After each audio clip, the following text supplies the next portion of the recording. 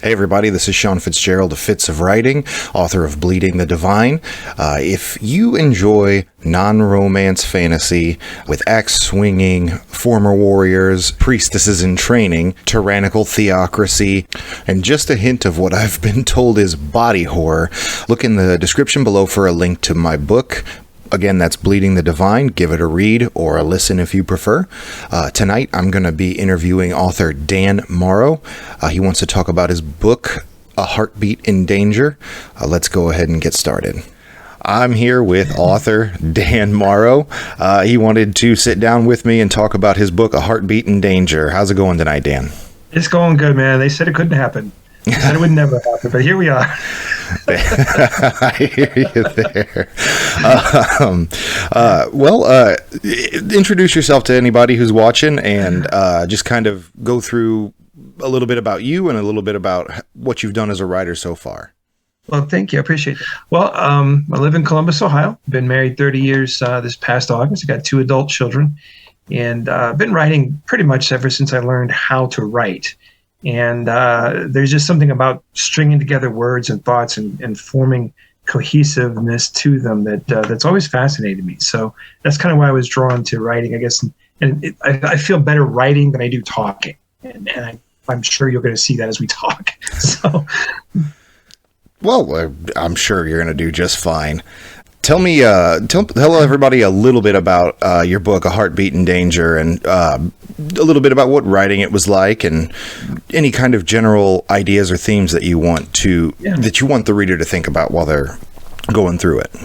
Absolutely, yeah. The idea for it came from an actual conversation I had with our daughter's best friend. Now, we've known her since she was 8 years old, so she's become part of our family. So she's like a second daughter to me. I call her my chosen daughter. But this happened several years ago. She was in my car, and we knew she was pregnant. She was just weeping, just bawling her eyes out and saying all the cliche things you could think of. You know, my life is ruined. I don't know what I'm going to do. I feel isolated. I feel alone. How am I going to deal with this? How am I going to be a mom? How am I going to do this? Everything is ruined in my life. And I couldn't, I'm not her dad, so I couldn't really give advice, I guess. It was one of those moments where I just had to be there in the moment with her and just absorb that. And after the conversation happened, I got to thinking, I multiplied that conversation by the thousands of other girls and women that are dealing with the exact same situation. And we always hear the same thing. My life is over. I've got plans. Now I can't reach them. I can't reach those goals. What am I going to do? I feel scared, alone. And I just got to thinking about that. And I thought, there's a lot more to this than what we've heard over the last 50 years and all this screaming back and forth. I understand the intent behind, everybody yelling at each other. I get the intent, but I think the outworking of it is what bothers me, because that conversation I had with her made me realize that I could thump her over the head with my Bible verses. I mean, I'm a Christian, and I've gone to church my entire life. I could thump her over the head with Bible verses, but that's not going to do any good. I could tell her, go do this and, get it over with. That's not going to help either. She needed me to be there, just absorbing that pain and that isolation and loneliness. So that's what started me on this path of the book. And it follows a very similar course. Main character's name is Stacy Kent. And it follows a very similar path where Stacy feels the same thing. She's alone. Her parents have been divorced for a while. Her boyfriend's not in the picture. She has all these plans to go to college and be successful and all that. And they're ruined because she's unexpectedly pregnant. So that's what started the whole idea of this book. That's where it came from. Gotcha. Well, that's a pretty heavy subject. Absolutely. Kind of an inflamed one right now it is. In the world. So it seems like you're not necessarily trying to take a stance one way or the other, but just rather explore the issue. No. And would you say that is what you want the reader to do as well while turning the pages? Yeah, the one thing about this is, now this is what's funny. I'll tell people, hey, I'm a Christian and, man of faith and all this. And you automatically get an idea in your head of what that's going to entail and say, well, this is exactly what I expect from.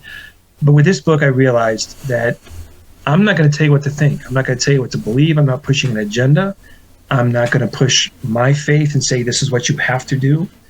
It's simply presenting the story. Stacy sees her unborn child's life in different scenes.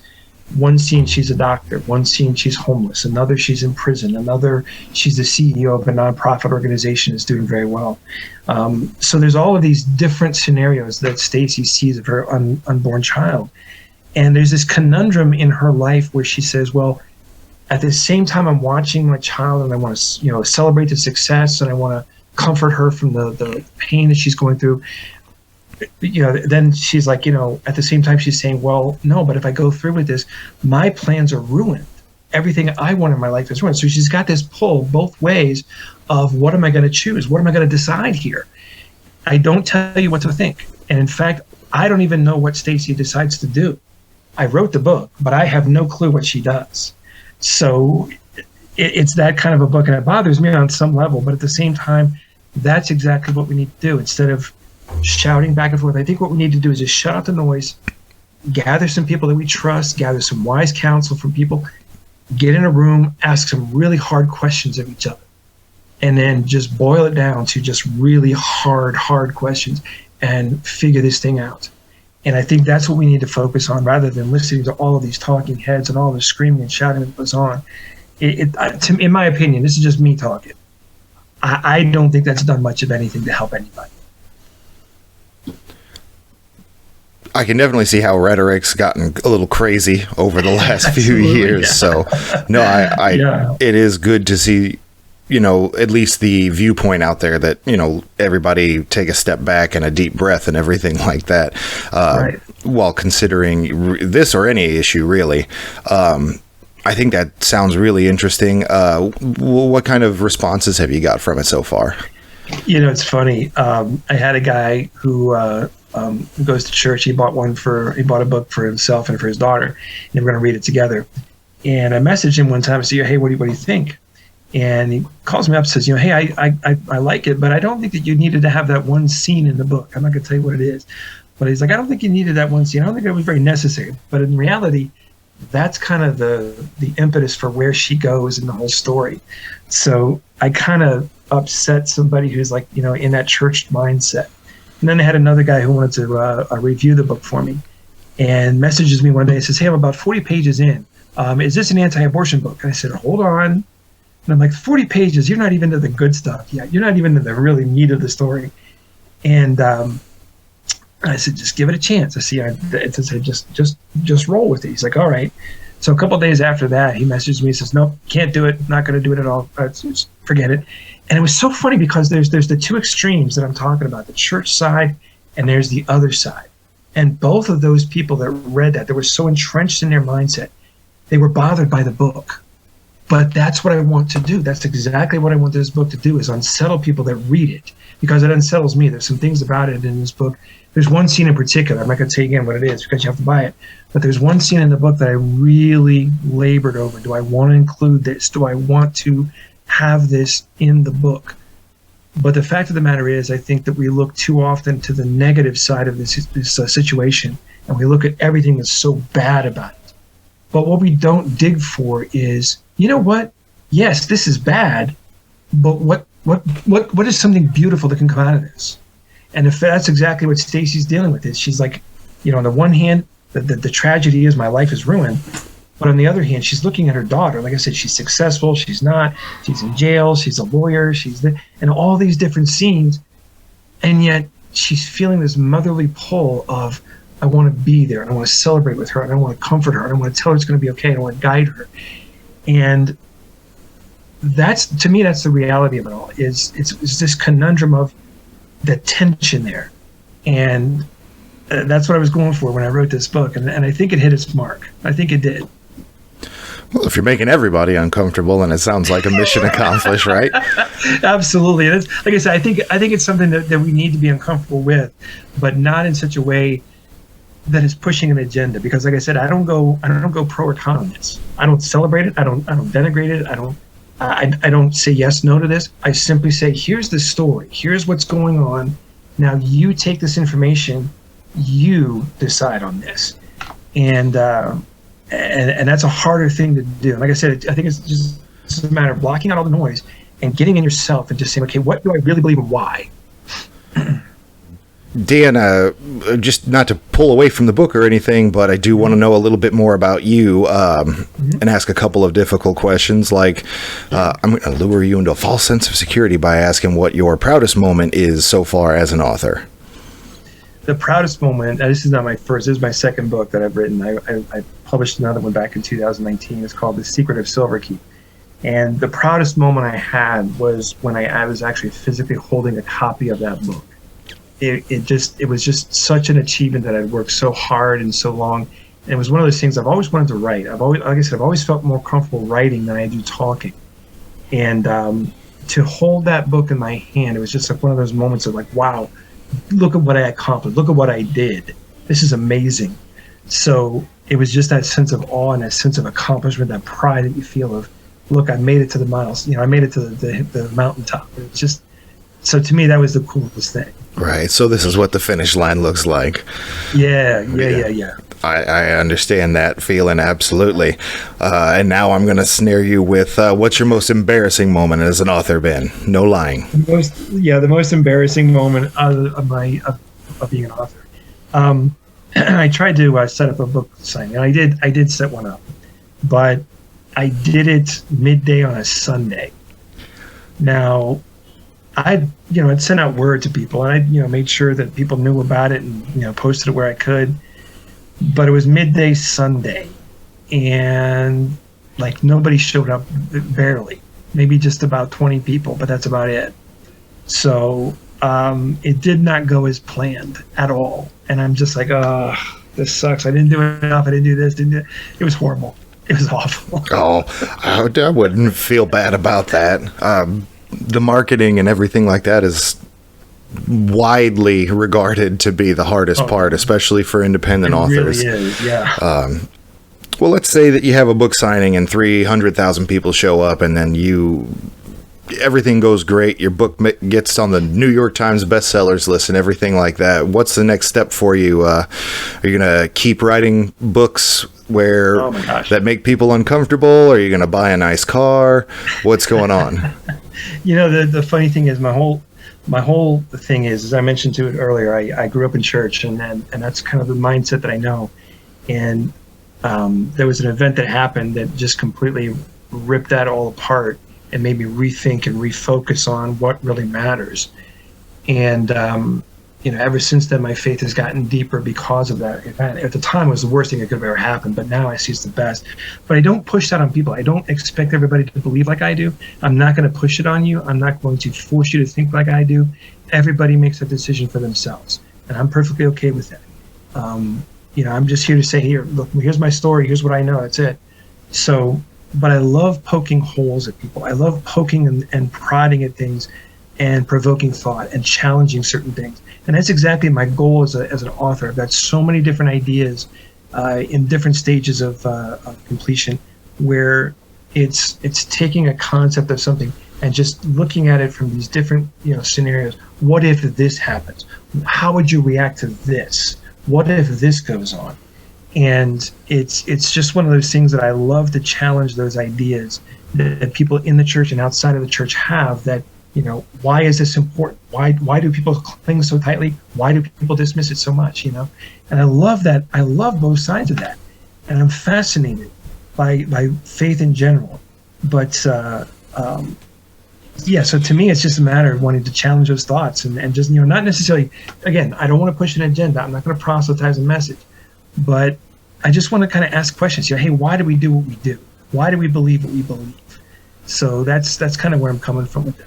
Well, in doing things like that, you get a lot of interesting and oftentimes well thought out answers too. So it's a lot of fun to be in those kinds of conversations. Oh, yeah. I definitely see where you're coming from. Well, I'm ready to get a little uncomfortable. Let's. You did mention that you wanted to read the fucking book. So, how does A Heartbeat in Danger begin? It starts off very simply. It's a high school football game, and she's a cheerleader. Her boyfriend is a star halfback on the team. They've been dating for a few years, and they got plans to go to college together. And they spend the night together, and something happens at that point that changes the whole aspect of the story. And again, I'm not going to tell you what that is. But then she does something that alludes to, let's say, trying to end it all. I can give you that much. And in this dream state that she's in, she is carried forward by somebody I call the being. And never say who it is, never allude to what that is all about. Just say, hey, this is the thing. And they go through different scenarios. Like I said, they go through one where, she sees her daughter as a doctor. She sees her daughter as homeless. She sees, later on as a lawyer, or she's in prison, and all these bad things, good things happen. And there's a lot of questions that go on in between the being and Stacy. And they get into some pretty heavy stuff. And they really dig around. And there's certain questions that the being is asking Stacy about. What about this? And do you think this is a bad thing? And so you say that the being is showing Stacy all these different futures. Do you see that as one timeline with Stacy's child being a doctor, homeless, in prison, like she's just got the most eventful life anybody's ever had, or are these all possibilities? It's one of those things of, it's and it says this at the beginning, where he's offering this opportunity for Stacy to see what her child's life may or may not become. And so she's taken through these scenes and scenarios, and she sees her daughter in these different scenarios. So it's not a timeline. It's just, she could be this, she could be that. And you don't know if one of those is going to come true. You don't know if any of them are going to come true. But these are the possibilities that could happen. She could be successful. She could be, not so successful. She could be somewhere in between. And so it's the differences that she sees. And like I said, that's what adds to the tension of Stacy's life, that at the same time she's going, okay, if I follow through, my plans are ruined. Everything I want is ruined. But at the same time, she sees her daughter potentially going through these things, and it pulls at her in different directions. And it's just, you feel that tension throughout the entire scenario. Gotcha. And no information is really given to Stacy about what may or may not lead to any of these different outcomes. It's all very vague for her. Okay. Exactly. And you said that the being is asking her a lot of, or at least eventually is asking some very, very hard questions. Can you give me one of the hard questions that they argue about? One of the questions is basically asking, he looks at her and says, do you think that there's ever anything something about, I can't remember exactly how it's worded, and I should know, but something about, do you think that there's ever anything bad that could go wrong, or that is wrong, that could happen? And Stacy responds, yeah, I do. I believe that, this event should never happen. And the being agrees with her and says, hey, you're right. That should never, ever happen to a woman. There's no excuse, none whatsoever, that this should ever happen. And what is that event? No, you got to, there's just a lot of hard questions. And you got to read the book. You just read the fucking book. I guarantee you, there was one person that read it that messaged me and said, it changed her thoughts and made her look at things in a different perspective as well. And that's my goal, is we got to look at this differently. And it's time to rethink it. I think for the last 50 years, we've allowed, screaming and shouting to dominate the conversation. It hasn't done any good. It hasn't changed anybody's minds. All it's done is just, expose the fact that everybody's crazy. And like I said, I understand the intent. Don't get me wrong. I get the intent. But if you just read the book, you just got to read it. Just pick it up. Read the book. Read the book. God, he's not going to tell you the whole thing. No. Well, it definitely sounds like a book that anybody who likes to sit and chew on stuff and really, really dive deep would enjoy. So if people do want to read your book and kind of get put in that position where they say, what would I do, or anything like that, where would they be able to find it, Dan? You can find it on the normal online channels. You got Amazon, you can go to Barnes & Noble, go to Books A Million even. You can find it on iTunes. I know it's up for Kindle, so you can find it that way, and it's really popular. You can find me, and I know this might be one of the things you're going to ask, is you can find me on Facebook, author Dan Morrow. You can find me on LinkedIn, Daniel Morrow. You can find me on Instagram, author Dan Morrow. And so that's where I'm at, and that's how you can connect with me. And I love it. Well, awesome. I'd love to. I will put all of the links to your social medias and everything down below in the description. If anybody wants to follow you or get a copy of your book, they'll be able to find that there. Awesome. I think this went well. It's definitely a very interesting concept, and I encourage everybody to go ahead and give it at least a little bit of thought. Right. Dan, is there anything you want to say to any readers or prospective readers before we wrap it up? Just keep an open mind. You know, I know we've all got an agenda. I know we've all got something fixed in our mind about how we feel about this subject of unexpected pregnancy and so forth. And too often we get caught up in that agenda. We identify ourselves by just that agenda, and that's it, nothing else.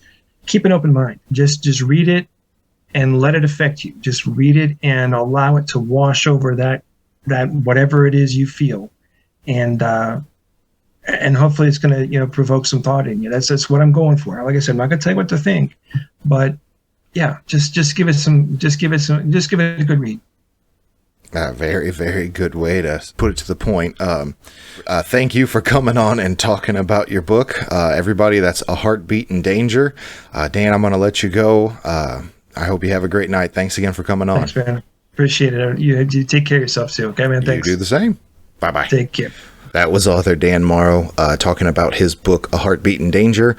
Found it very interesting that he liked to talk about questions that are very, very difficult to answer and not wanting to hand the reader the answer. If that is your cup of tea, again, a link to his book and his socials are below in the description. Please feel free to check him out. Get yourself a copy of his book and leave him a review. If you want to touch base with any of my social medias or see my website, www.authorseanfitzgerald.com, you'll find that below his information in the description as well. Everybody have a good night. Thank you.